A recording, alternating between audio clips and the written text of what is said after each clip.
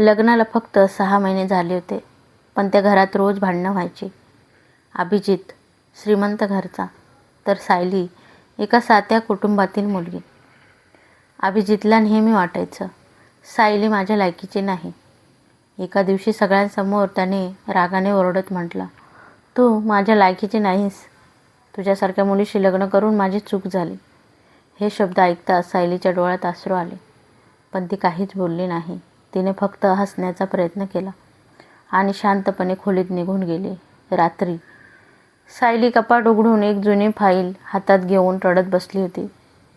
त्या फाईलमध्ये एक जन्म दाखला आणि एक जुना फोटो आणि एक मोठ्या उद्योगपतीचं नाव लिहिलेलं पत्र होतं. तिने थरथरत्या हाताने ते पुन्हा कपाटात ठेवलं आणि स्वतःशीच म्हणाली, हे सत्य अजून कोणालाही कळता कामा नये. परंतु दरवाजाच्या बाहेर उभा असलेला अभिजित हे सगळं ऐकत होता. त्याच्या मनात एकच प्रश्न घोंगावत होता, सायली नेमकी कोण होती? दुसऱ्या दिवशी सकाळी अभिजितच्या डोक्यात रात्रभरचा प्रसंग फिरत होता. ती फाईल, तो जन्म दाखला आणि त्या उद्योगपतीचं पत्र नक्की काय होतं? त्याने सायलीच्या खोलीत जाऊन ती फाईल शोधण्याचा प्रयत्न केला, पण ती फाईल तिथे नव्हती. सायली नेहमीप्रमाणे शांत होती, जणू काही घडलंच नव्हतं. तेवढ्यात सायलीच्या मोबाईलवर एका अनोळखी नंबरवरून फोन आला. तिने फोन उचलला. समोरून एक वृद्ध माणसाचा आवाज आला, बेटा, आता सत्य लपून काही उपयोग नाही. तुझे बाबा खूप आजारी आहेत.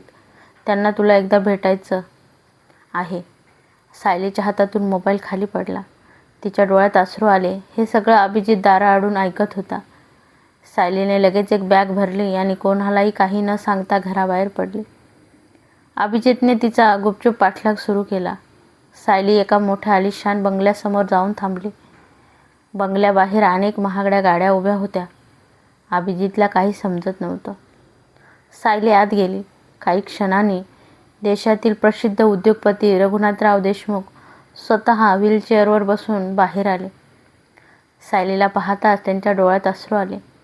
ते थरथरत्या आवाजात म्हणाले, माझी मुलगी, अखेर तू आलीस. हे शब्द ऐकताच दाराबाहेर उभ्या असलेल्या अभिजितच्या पायाखालची जमीन सरकली.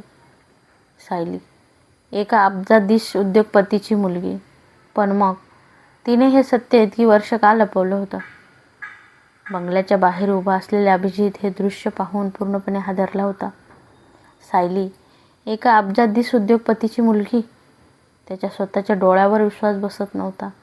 तो हळूच बंगल्याच्या खिडकीजवळ गेला आणि आत रघुनाथराव देशमुख सायलीचा हात हातात घेऊन रडत होते. बेटा, मी आयुष्यभर तुझ्यावर अन्याय केला. पैशाच्या आणि प्रतिष्ठेच्या नादात तुला तुझ्या आईपासून दूर केलं. पण आता माझ्याकडे खूप वेळ कमी आहे. सायलीच्या डोळ्यातून अश्रू वाहू लागले. ती म्हणाली, बाबा, मला तुमच्या संपत्तीची कधीच इच्छा नव्हती. मला फक्त माझे आईवडील एकत्र हवे होते. रघुनाथरावांनी टेबलावर ठेवलेली एक फाईल तिच्यासमोर ठेवली. ही माझी संपूर्ण संपत्ती आणि सर्व उद्योग मी तुझ्या नावावर करत आहे. सायलीने ती फाईल उघडलीही नाही. ती शांतपणे म्हणाली, मला संपत्ती नको बाबा, मला तुमचा आशीर्वाद हवा आहे. हे सगळं ऐकून अभिजितच्या डोळ्यात पाणी आलं. त्याला आठवलं, तोच रोज सायलीला म्हणायचा, तू माझ्या लायकीची नाहीस. आज मात्र त्याला जाणवलं, तोच तिच्या लायकीचा नव्हता. तेवढ्यात रघुनाथरावांना अचानक छातीत तीव्र वेदना सुरू झाल्या.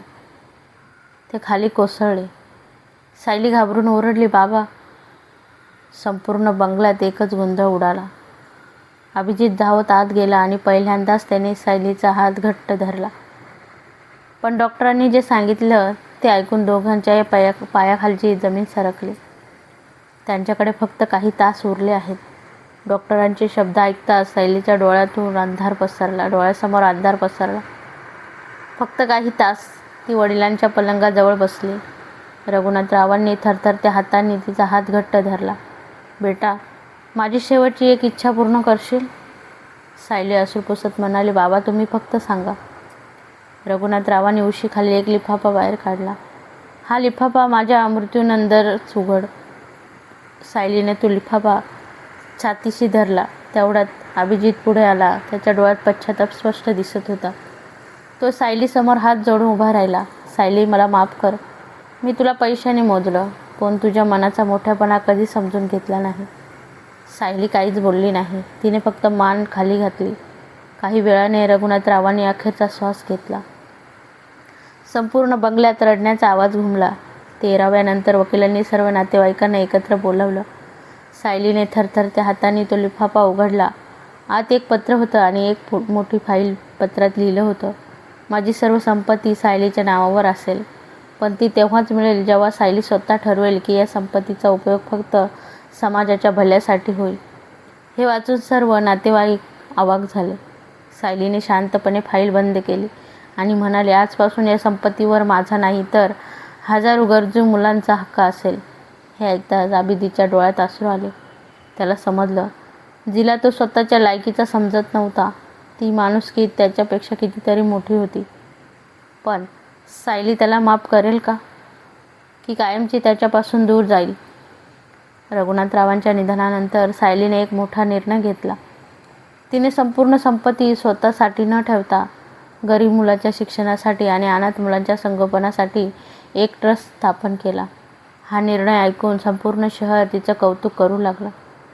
पण आबिदीच्या मनात एकच प्रश्न होता, सायली मला कधी माफ करेल का?